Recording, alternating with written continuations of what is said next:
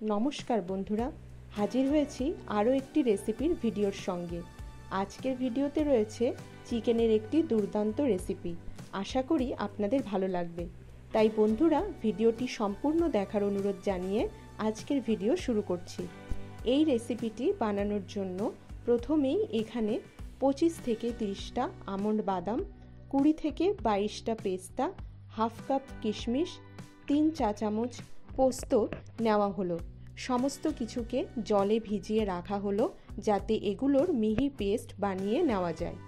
এই রান্নাতে যে ভাজা মশলা ব্যবহার করা হবে তা বানিয়ে নিতে লাগছে 2 চা চামচ শাহি জিরে, 2 চা চামচ গোটা ধনে, 2টো বড় তেজপাতা, ছোট এলাচ 8টা, বড় এলাচ 1টা, 1 চা চামচ মরিচ, আছে 1 টুকরো জায়ফল, জয়িত্রী, দারচিনি আর লবঙ্গ আছে 7 থেকে 8টা।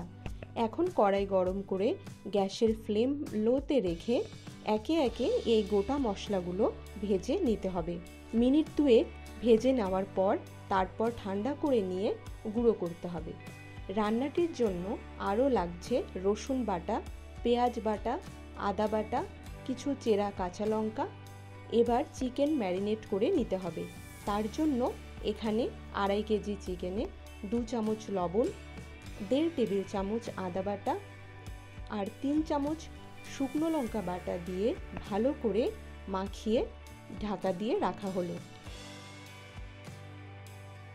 সেই সময়ের মধ্যে সাদা তেল গরম করে বড় বড় পিস করে কেটে রাখা আলু ভেজে নিতে হবে। এই রেসিপিতে আপনারা চাইলে আলু না দিলেও পারেন। আলুতে সামান্য নুন দিয়ে লাল লাল করে ভেজে তুলে রাখতে হবে। এবার ওই তেলেই ম্যারিনেট করে রাখা চিকেন দিয়ে ভেজে নিতে হবে। একেবারে সবটা এখানে দেওয়া হচ্ছে না, অর্ধেক পরিমাণ করে দিয়ে ভেজে নেওয়া হচ্ছে।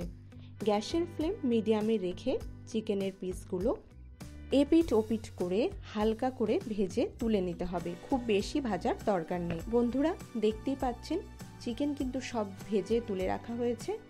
এখন আমাদের কড়াইতে সামান্য তেল দিয়ে তাতে প্রথমেই দেওয়া হলো পেঁয়াজ বাটা। এখানে 4টে মাঝারি সাইজের পেঁয়াজ বেটে নেওয়া হয়েছে। পেঁয়াজ প্রথমে নেড়ে চেড়ে নিতে হবে এবং নেড়ে চেড়ে নিতে নিতেই রসুন বাটা, আদা বাটা দিয়ে দিতে হবে।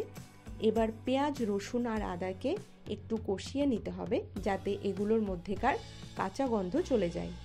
এরপর দিতে হবে Kashmiri red chilli powder.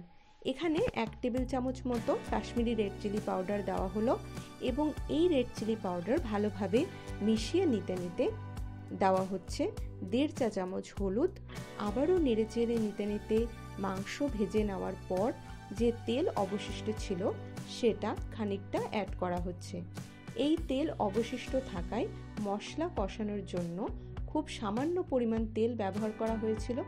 Minute 2 কষানো হয়ে গেলে 1 চা চামচ ঘি দিয়ে আরও মিনিট খানেক রান্না করে নিতে হবে এবং তারপর দিয়ে দিতে হবে স্বাদ মতো নুন। নুন দেবার পর এবার দিয়ে দিতে হবে 4 টেবিল চামচ ফ্যাটানো টক দই। এই সময় গ্যাসের ফ্লেম একদম কমিয়ে কষিয়ে যেতে হবে।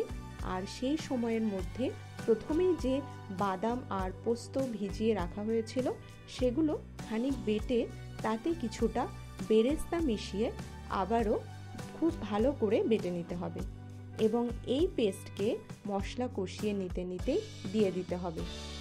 এবার সব কিছুকে আরও ভালো করে কষিয়ে নিতে হবে মিনিট 3 কষিয়ে নেওয়ার পর 2 টেবিল চামচ টমেটো কেচাপ দিয়ে দেওয়া হচ্ছে। টমেটো কেচাপকেও খুব ভালো করে মিশিয়ে নিতে হবে এবং এই মশলা থেকে তেল ছাড়া পর্যন্ত মশলাটাকে খুব ভালো করে কষিয়ে যেতে হবে। মশলা থেকে তেল ছাড়তে আরম্ভ হলে প্রথমে ভাজা মশলা যেটা তৈরি করা হয়েছিল সেটা দিয়ে দিতে হবে। প্রায় 1.5 চা চামচ ভাজা মশলা দিয়ে আরও মিনিট 3 কষিয়ে ভেজে রাখা চিকেন এবার দিয়ে দিতে হবে। এবার বেশ কিছু সময় রান্নাটা করে যেতে হবে। এরই মাঝে চেরা কাঁচা লঙ্কাগুলো দিয়ে দিতে হবে।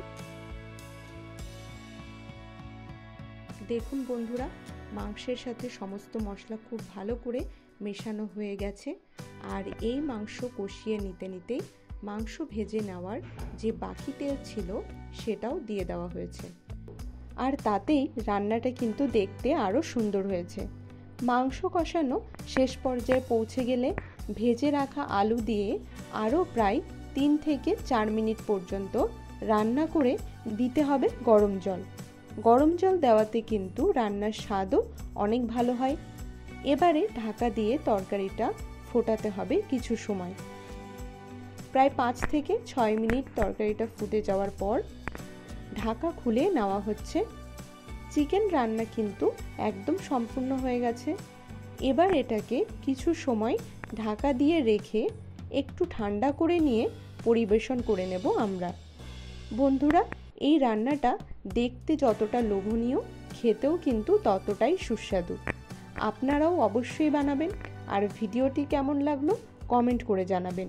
আর এই রকম ঘরোয়া রান্নার রেসিপি দেখার জন্য আমাদের চ্যানেলটি অবশ্যই সাবস্ক্রাইব করে রাখবেন। তাই বন্ধুরা, দেখা হচ্ছে পরের ভিডিওতে। সকলেই ভালো থাকবেন। ধন্যবাদ।